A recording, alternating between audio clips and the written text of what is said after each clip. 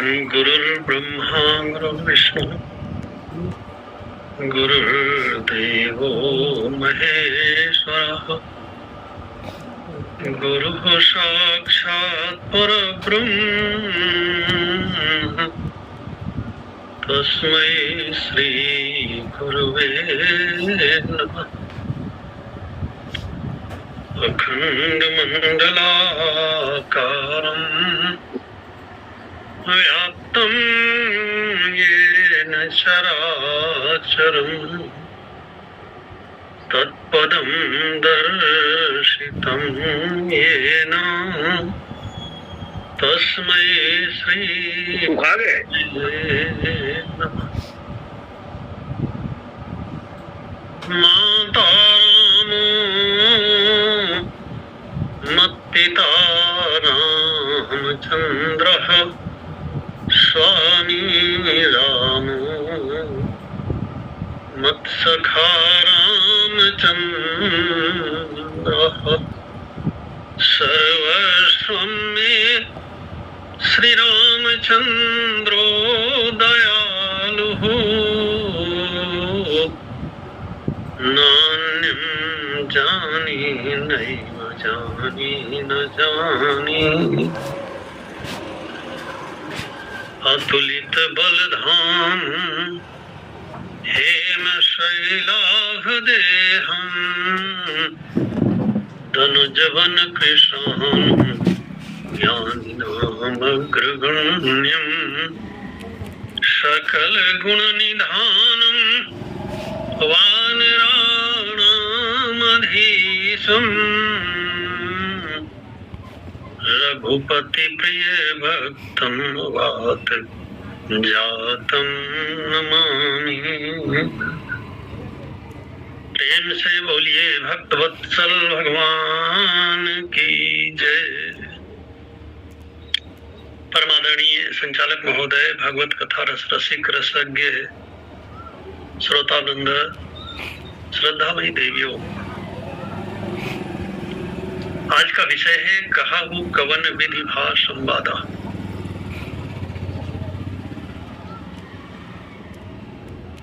माता पार्वती भोलेनाथ भगवान शंकर से प्रश्न करती हैं, महाराज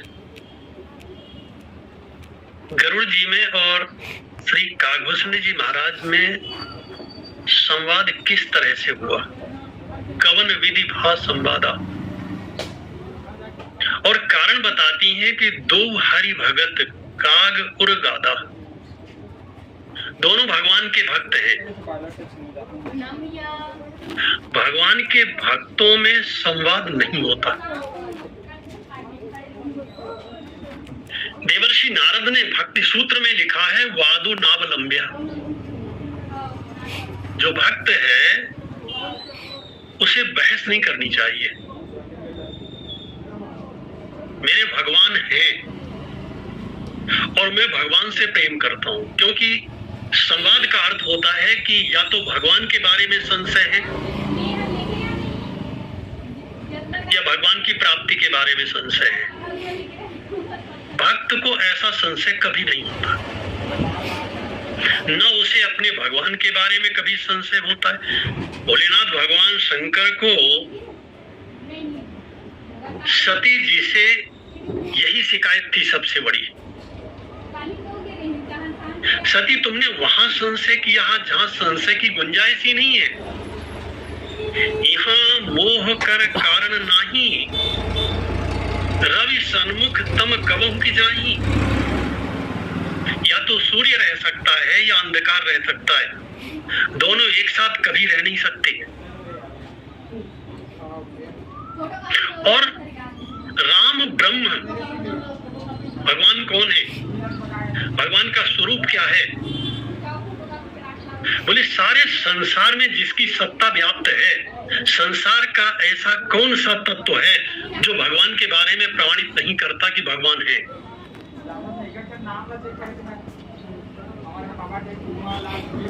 बाहर की बात छोड़ दीजिए, अपने स्वरूप को देखिए, अपने रूप को देखिए।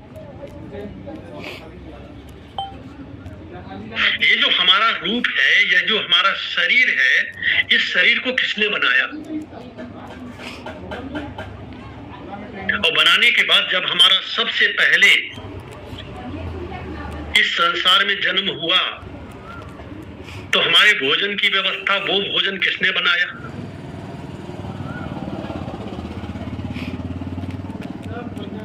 हम कौन हैं? हम भगवान के अंश हैं, क्योंकि राम शब्द का अर्थ होता है रमते सर्वभूतेषु। मैं ये स्पष्ट करना चाहता हूं कि वादो नावलंब्यः, भक्त को वाद क्यों नहीं करना चाहिए, विवाद क्यों नहीं करना चाहिए, बहस क्यों नहीं करनी चाहिए? क्योंकि उसका भगवान पर अटल विश्वास होता है, और जिसका भगवान पर अटल विश्वास होता है उसे बहस करने की गुंजाइश ही कहां होती है? किस बात पर बहस करेगा वो? भोलेनाथ भगवान शंकर ने, जब माता सती जी ने कहा कि मुझे ऐसा लगता नहीं कि ये भगवान है, भोलेनाथ ने कहा कि यदि जो तुम्हारे मन अति संदेहु तो किन जाए परीक्षा लेहु। अगर तुम्हें बहुत संशय है तो जाकर के परीक्षा ले लो।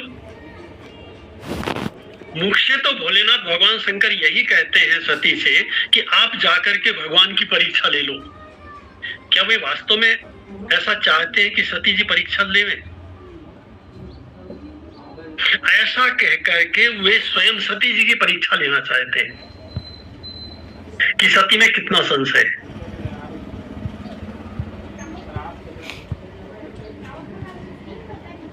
और जब सती जी भगवान की परीक्षा लेने के लिए चल पड़ती हैं, तो वहीं भोलेनाथ भगवान शंकर निश्चित कर लेते हैं कि अब इनका कल्याण नहीं है। दक्ष सुता कहूं नहीं कल्याणा, मोरे कहे न संशय जाही, विधि विपरीत भलाई नहीं। हो ये सोई जो राम रचि राखा, कोकरी तर्क बढ़ावे शाखा। जहां संशय की रंच मात्र गुंजाइश नहीं है। भगवान के तीन विशेषण हैं, ब्रह्म के तीन विशेषण हैं। एक है वो है सत। सत शब्द का अर्थ होता है कि वो है, वही है, और उसे छोड़ करके और कुछ नहीं है इस संसार में।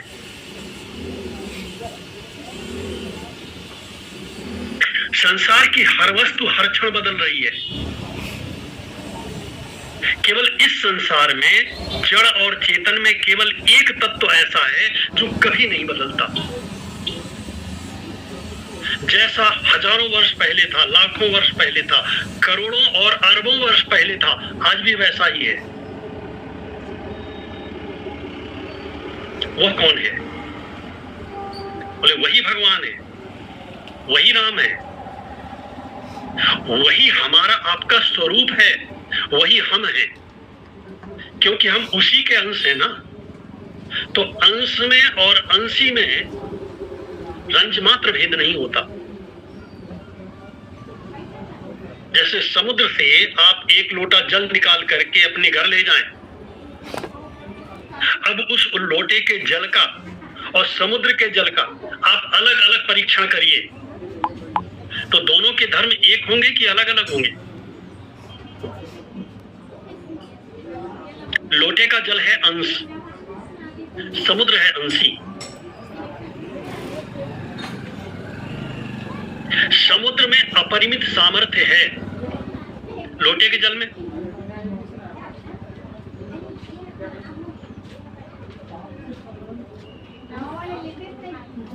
लोटे के जल को अगर आप कहीं बाहर डाल दें तो कुछ समय बाद ऐसा लगेगा कि ये सूख गया। अच्छा, सूख गया तो सूख करके फिर ये कहां गया? उसका वाष्पीकरण हुआ, आकाश में गया, बादल बना, और अंत में ये इसी जमीन पर आया। नालों नदियों के माध्यम से घूम फिर करके ये कहां गया? जिसका था, जहां से आया था, उसी में मिल गया।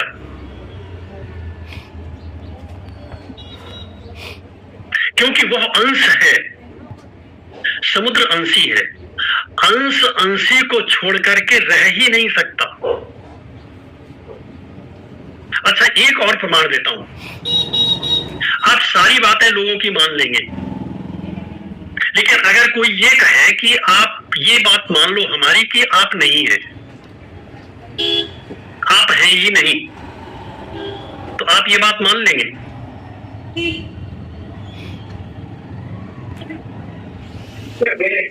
आप कहोगे भैया मैं हूं, ये मुझे अनुभूति हो रही है, ये बात मैं आपकी नहीं मानूंगा।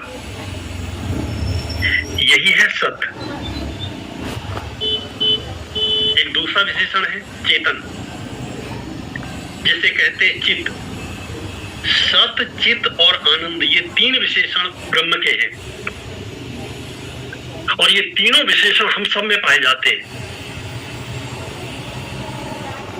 इसीलिए शास्त्रकार कहता है रमते सर्वभूतेषु, बदल करके बोले नहीं, जैसे वो है वैसे ही रहते हैं। और गोस्वामी जी महाराज इसी का अनुवाद कहते हैं कि व्यापक एक, वो सर्वव्यापक है, सब में रहता है, और सब में रहते हुए भी एक है। भेद तो घड़ों का है ना, घड़ा काला हो सकता है, लाल हो सकता है, सफेद हो सकता है, जैसा रंग दीजिए वैसा हो सकता है। घड़े के अंदर का आकाश भी कभी काला, पीला, लाल, नीला होता है क्या? इस शरीर को हमारे संतों ने घट कहा है। घट छोटा भी हो सकता है, बड़ा भी हो सकता है। अच्छा, घट के अंदर जो आकाश है वो भी कभी छोटा बड़ा होता है क्या? लगता तो है कि छोटे घड़े के अंदर छोटा आकाश और बड़े घड़े के अंदर बड़ा आकाश। अच्छा, दोनों घड़े तोड़ दीजिए, टूटने ही है। दोनों घड़े टूट गए, अब छोटा आकाश कहां गया और बड़ा कहां गया? बोले महाकाश में लीन हो गया। ना वो कहां से आया और कहां गया, न कहीं से आया था न कहीं गया। तो भी उसकी अनुभूति तो हो रही थी। बोले हाँ, अनुभूति तो हो रही थी। अनुभूति घट के कारण हो रही थी। जब तक घट था तब तक घटाकाश था। घटाकाश माने घट के अंदर रहने वाला आकाश।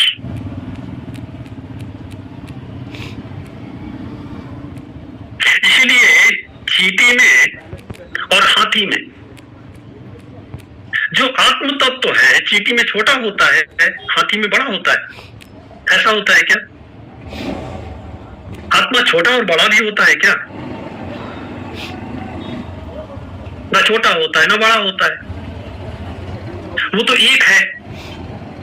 अच्छा, जो एक है वो छोटा और बड़ा कैसे हो सकता है? छोटा होने के लिए बड़े की जरूरत है और बड़े को छोटे की जरूरत है। मान लीजिए किसी के घर में एक ही बेटा है और उससे ये प्रश्न किया जाए, आपका छोटा बेटा कौन सा है और बड़ा कौन सा है? वो कहेगा महाराज एक ही है, इसे आप चाहे छोटा मान लीजिए चाहे बड़ा मान लीजिए। वह आत्मा है, सत है, उसी के कारण इस जगत की सत्ता प्रतीत होती है। ये जो ज्ञान प्राप्त हो रहा है, ये जो कुछ हम देख रहे हैं इंद्रियों के द्वारा, जो कानों के द्वारा सुन रहे हैं, नेत्रों के द्वारा देख रहे हैं, बुद्धि के द्वारा अनुभव कर रहे हैं, मन के द्वारा मनन कर रहे हैं, ये किसकी सत्ता से कर रहे हैं?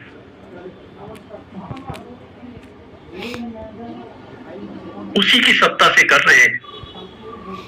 और ये सब उसी की सत्ता से सत्तावान है। वो केवल इस घट को छोड़ दे थोड़े समय के लिए, तो अब इस शरीर की कितनी कीमत है? केवल संतान घाट में जला देने भर की, और कुछ नहीं।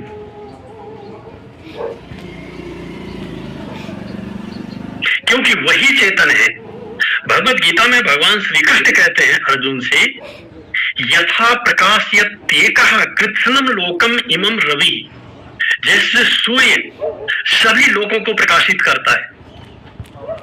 सूर्य कितने? बोले एक। यथा प्रकाशयत्येकः कृत्स्नम लोकमिमं रवि तथा प्रकाशयत्येकः, उसी प्रकार से वह केवल अकेला होकर के, एक होकर के पूरे शरीर को प्रकाशित करता है। नेत्रों को देखने की शक्ति देता है, कानों को सुनने की शक्ति देता है, त्वचा को स्पर्श करने की शक्ति देता है, जीवा को रस का बोध करने की शक्ति देता है। पावर हाउस एक ही है। वो कैसा है? बोले वो चेतन है, वो है और वो चेतन है। हमारे और आपके अंदर भी ये दूसरा गुण भी पाया जाता है, क्योंकि वही तो चेतन है, उसे छोड़ करके इस संसार में कोई चेतन नहीं है।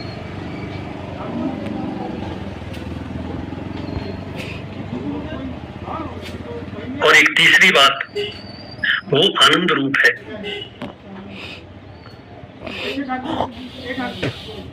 गोस्वामी जी यही तो आश्चर्य की बात करते हैं, कितना सुंदर प्रश्न करते हैं। इस पर थोड़ा चिंतन करने की आवश्यकता है। वो है कैसे भगवान? बोले व्यापक एक ब्रह्म अविनाशी, सत चेतन घन आनंद राशि, सत चेतन घन आनंद राशि। वो आनंद रूप ही नहीं है, आनंद की राशि है। वहां आनंद ही आनंद है, आनंद को छोड़कर और कुछ भी नहीं है। आस प्रभु हृदय अछत अविकारी। ऐसे भगवान कहाँ बैठे हुए हैं? बोले हमारे हृदय में बैठे हुए हैं। किसी ने गोस्वामी जी से कहा, महाराज लगता है कुछ बदल गए हैं। बोले ना, अविकारी। अविकारी माने जिसमें कोई परिवर्तन ना आवे, कोई विकार ना आवे, जैसा था वैसा है, वैसा ही रहेगा। अस प्रभु हृदय अछत अविकारी। कैसे? बोले आनंद की राशि। जहां आनंद ही आनंद है, ऐसे भगवान हमारे हृदय में बैठे हुए हैं। लेकिन सबसे बड़ा आश्चर्य यह है कि सकल जीव जगदीन दुखारी उसके मूल्य को नहीं जानते, उसके स्वरूप को नहीं जानते। अच्छा, अर्जुन को भगवान श्री कृष्ण ने क्या बताया?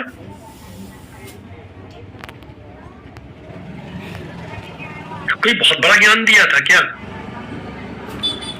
पहले अध्याय में, गीता के पहले अध्याय में तो केवल परिचय दिया, युद्ध क्षेत्र में किन किन से युद्ध हो रहा है, किन किन के बीच में युद्ध हो रहा है। और दूसरे ही अध्याय में क्या बताया? आत्मा का स्वरूप। क्योंकि वे जानते थे इस बात को, और उपनिषदों में तो यहां तक कहा गया है कि आत्मानम चेत विजानीयात। अगर जीव आत्मा के स्वरूप को जान ले, कैसा? अयम अस्मीति पुरुषा। कितना प्यारा शब्द दिया, अयम अस्मि, मैं ऐसा हूं, मैं सत हूं, मैं ही हूं, मेरे कारण ही इस जगत की सत्ता प्रतीत हो रही है। मैं चेतन हूं, सारा संसार मेरे लिए है, मैं संसार के लिए नहीं हूं। और वर्तमान में क्या हो गया है? ये परमार्थ धर्म है। ये परमार्थ धर्म, इस परमार्थ धर्म के सामने वो जो परोपकार आदि धर्म है, जो व्यवहार स्तर पर होते हैं, वे बहुत छोटे हो जाते हैं, नगण्य हो जाते हैं।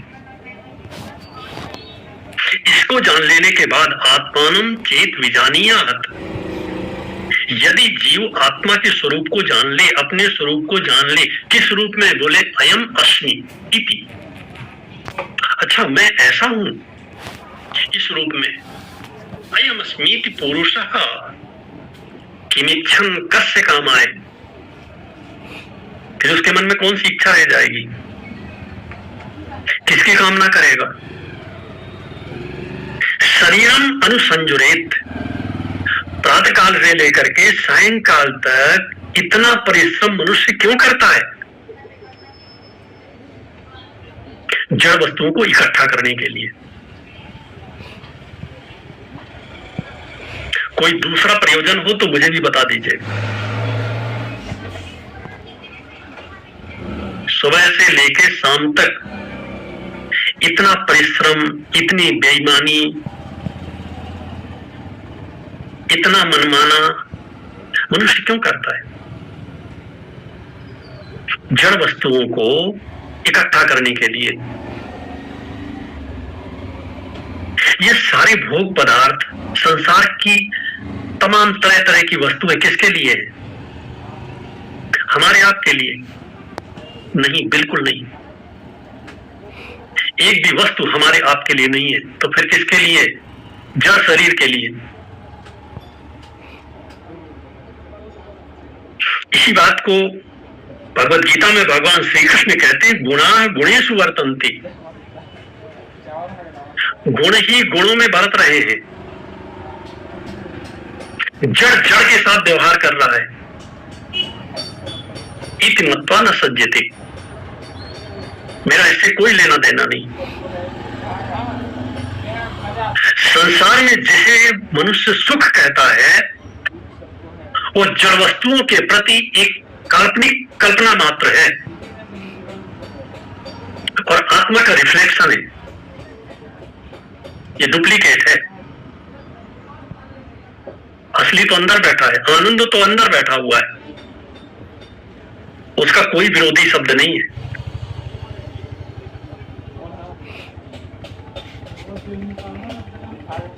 आनंद का कोई विरोधी शब्द नहीं है और आनंद का जो रिफ्लेक्शन है उसे हम सुख कहते हैं।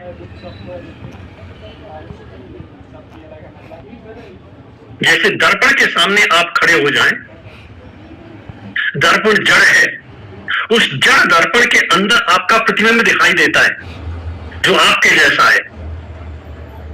क्या वो आप है? आप तो नहीं है, लेकिन दिखाई ऐसा ही देता है जैसे ये मैं हूं।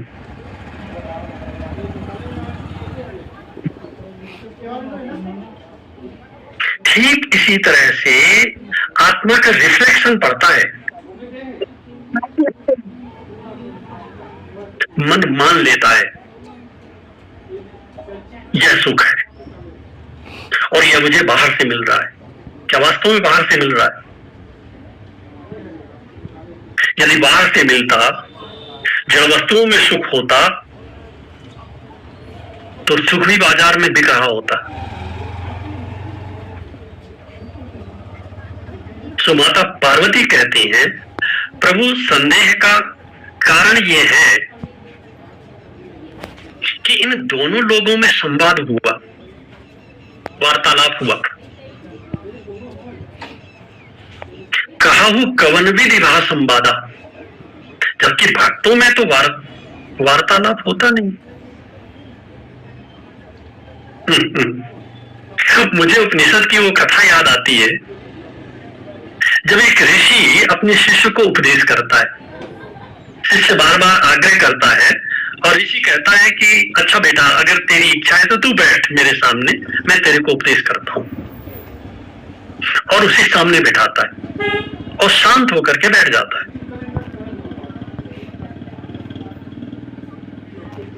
और वो शिष्य बार बार आग्रह करता है, गुरुदेव कुछ उपदेश करें। और जब बार बार कहता है तो ऋषि कहता है कि मैं उपदेश ही तो कर रहा हूं, तू सुन क्यों नहीं रहा?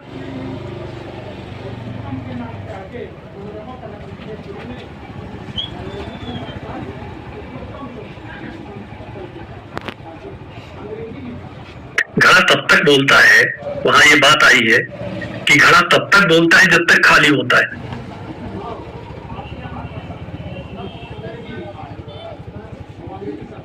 जब स्वयं का बोध करना हो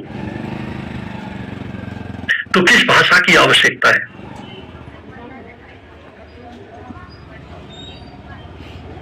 बाहर की वस्तुओं को जानने के लिए भाषा की जरूरत पड़ती है, लेकिन जब आत्मा के स्वरूप का बोध करना हो तो अनुभूति की आवश्यकता होती है।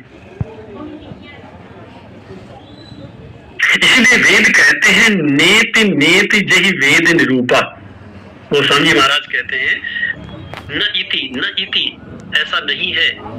बार बार प्रश्न किया गया, आत्मा ऐसा है, आत्मा ऐसा है। बोले ऐसा भी नहीं है, ऐसा भी नहीं है, ऐसा भी नहीं है, तो कैसा है? बोले जिस दिन जान जाओगे उस दिन बोलना ही बंद कर दोगे और पूछना भी बंद कर दोगे। इसलिए वादो नावलंब्या। और माता पार्वती कहती है मेरे संशय का कारण तो यही है कि कहु कवन विधि भासंवादा।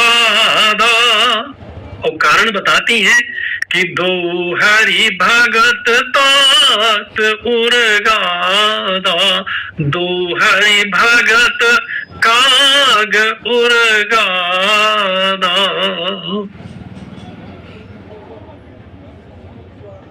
यद्यपि ज्ञान के क्षेत्र में एक सूत्र ऐसा भी मिलता है कि वादे वादे जायते तत्वबोधा। जब हम बार बार प्रश्न करते हैं तो हमें तत्व का बोध होता है, सत्य का बोध होता है। लेकिन एक दूसरे ऋषि ने एक दूसरी बात कही। उसने कहा कि वादे वादे जायते वैर वृद्धि। ज्यादा वाद विवाद करने पर वैर भी होता है। और लोगों से झगड़े का जो 3 कारण हैं उनमें एक कारण ये भी है। नीति शास्त्र कहता है यदि छेत विपुलाम प्रीतिम त्रीण तत्र विवर्जयेत वाग वाद। अगर किसी से ज्यादा प्रेम बनाए रखना चाहो तो 3 बातों का ध्यान रखो। उसमें पहला क्या है?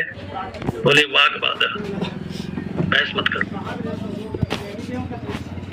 नहीं पसंद है उठ करके वहां से चले जाइए।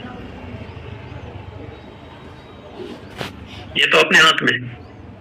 बहुत से लोग इस नियम का पालन करते हैं और दूसरे लोग समझ लेते हैं मेरी बात अच्छी नहीं लगी, बोलेंगे है नहीं, इसलिए उठ करके चले गए। देवताओं की सभा में भोलेनाथ भगवान शंकर ने क्या किया? बड़ा प्यारा उदाहरण है। सती जी के पिता दक्ष प्रजापति और शंकर जी के ससुर शंकर जी को लेकर गालियां देने। अब शंकर जी तो भगवान के परम भक्त। अच्छा, दक्ष प्रजापति गाली देता है और कहा जहां देखिए संयोग कितना प्यारा है। दक्ष प्रजापति कौन है? शंकर जी के ससुर। और गाली कहां दी जा रही है? अकेले में नहीं, अपने घर में भी नहीं, जहां सारे देवता बैठे हुए हैं वहां गालियां दे रहे हैं। आप शिवपुराण पढ़िए और उसमें देखिए क्या शंकर जी ने एक भी शब्द बोला?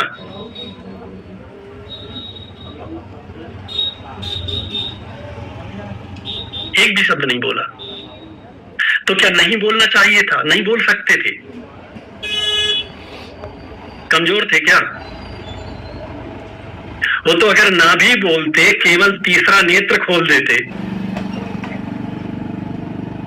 तो दक्ष प्रजापति की जगह थोड़ी सी राख बचती।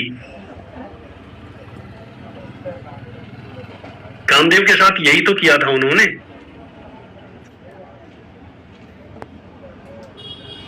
अच्छा, एक जगह में बड़े कठोर हैं, वो चाहे कामदेव हो और चाहे उनकी पत्नी सती ही क्यों ना हो। भगवान के संदर्भ में कोई समझौता नहीं है। उन्हें कोई कितनी भी गालियां दे कोई फर्क नहीं पड़ता उनके। मानापमानयोस्तुल्य, उनका सम्मान किया जाए, उनका अपमान किया जाए, उन पर कोई फर्क नहीं पड़ता। तुल्यो मित्राई पक्षयो, मित्र में और शत्रु में कोई भेद नहीं है। शंकर जी किसके मित्र हैं? राम जी के कि रावण के? देवताओं के कि दैत्यों के? अगर कोई एक देवता है जो सबको समान रूप से मानता है और सब जिन्हें समान रूप से मानते हैं, वही भोलेनाथ भगवान शंकर है। लेकिन ऐसे भोलेनाथ भगवान शंकर भी माता सती जी को और कामदेव को भगवान की भक्ति कर रहे थे, भगवान का ध्यान कर रहे थे, समाधि की अवस्था में थे। सो कामदेव ने गड़बड़ किया तो कामदेव को नहीं छोड़ा, और सती जी ने तो केवल नाटक में थोड़ी देर के लिए परीक्षा लेने के लिए माता सीता का रूप बनाया था। तो सती जी के बारे में निश्चय कर लिया कि यही तन सती ही भेंट मोहि नाही, और शिव संकल्प कीन मन माही। अब सती से, इस शरीर से तो मुलाकात नहीं हो सकती। भगवान के बारे में कोई समझौता नहीं है। इसलिए भगवान का जो सच्चा भक्त है, संसार से जब जहां जैसा चाहो वैसा समझौता कर लेगा। भगवान के संदर्भ में कोई समझौता नहीं, भक्ति के संदर्भ में कोई समझौता नहीं, क्योंकि वही उसके जीवन का प्राप्तव्य है, वही उसके जीवन का लक्ष्य है। सो वादे वादे जायते तत्वबोधा, जहां वाद विवाद करने से तत्व की प्राप्ति होती है, सत्य की प्राप्ति होती है, वहीं वादे वादे जायते वैर वृद्धि नहीं हुआ रामचरितमानस में। काकभूषण जी महाराज अपना वृत्तांत सुनाते हुए गरुड़ जी से कहते हैं, मैंने बार बार भक्ति का पक्ष लिया और अपने गुरुदेव से बहस किया, उत्तर प्रति उत्तर में कीना, मुनितन भय क्रोध के चीना। अब क्रोधित हो गए तो किस कारण से? वाद विवाद करने से। वाद विवाद में उत्तर प्रति उत्तर होता ही है। एक पूर्व पक्ष होता है, एक उत्तर पक्ष होता है। पूछने वाला प्रश्न करता है और उत्तर देने वाला उत्तर देता है। माता पार्वती के संशय का कारण यही है। महाराज कहु कवन विधि भासंवाद, दो हरि भगत काग उर्गादा, दो हरि भगत काग उर्गादा। भोलेनाथ भगवान शंकर ने बताया, देवी एक बार की बात है, राम रावण का युद्ध हो रहा था। लंका के युद्ध क्षेत्र में भगवान ने अपने आप को मेघनाद के द्वारा फेंके गए सर्पों के द्वारा, नागपाश के द्वारा अपने आप को बंधवा लिया। देखो कितनी बढ़िया बात, गोस्वामी जी शब्दों के कितने सुंदर शिल्पी हैं। वे ये नहीं कहते कि मेघनाद ने राम जी को बांध लिया।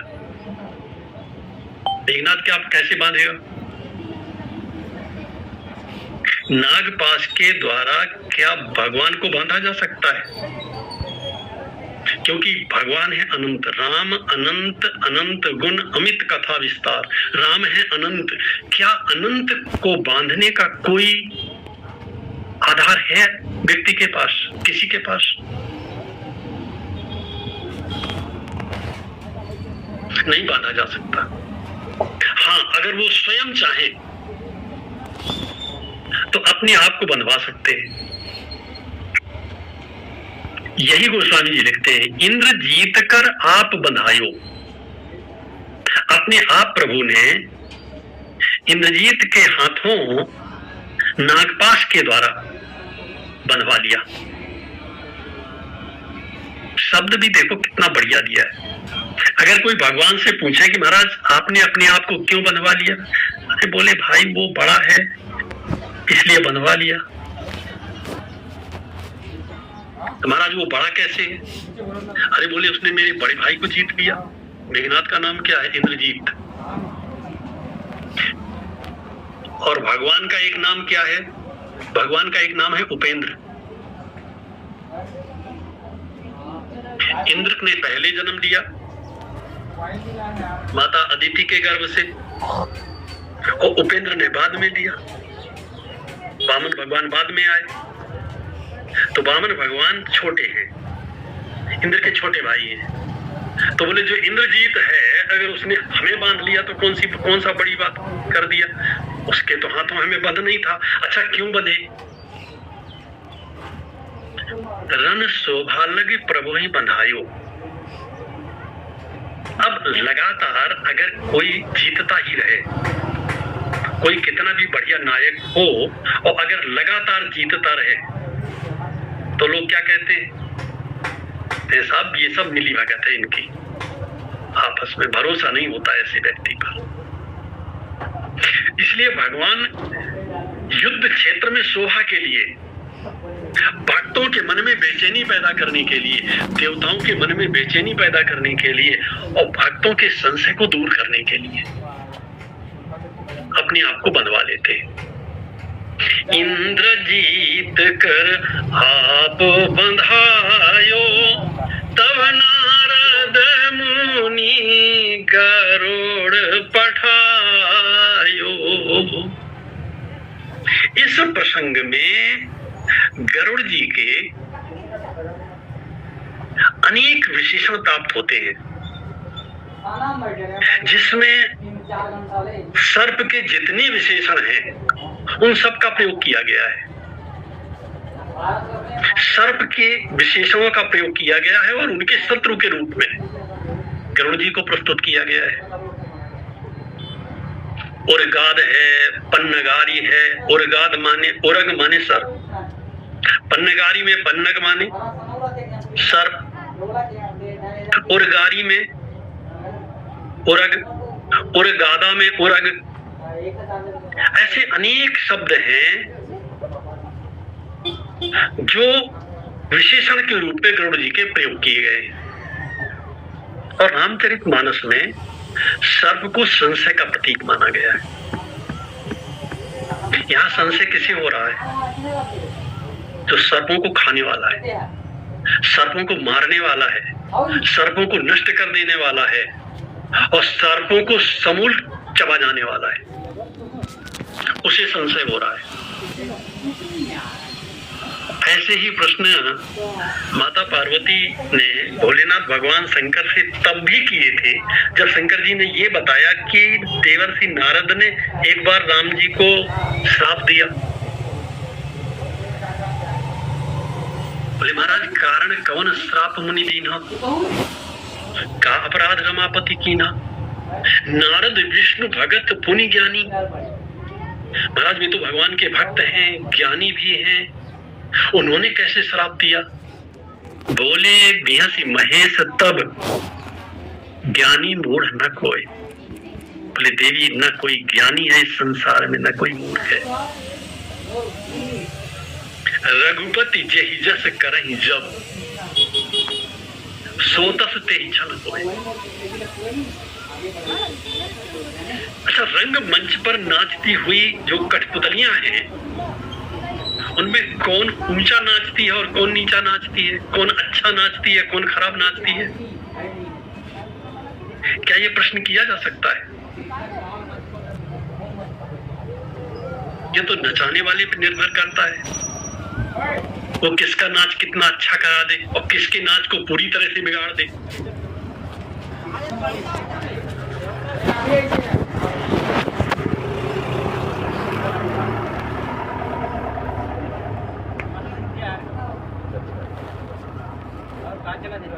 बहुत नीचे आ रहे हैं भाई।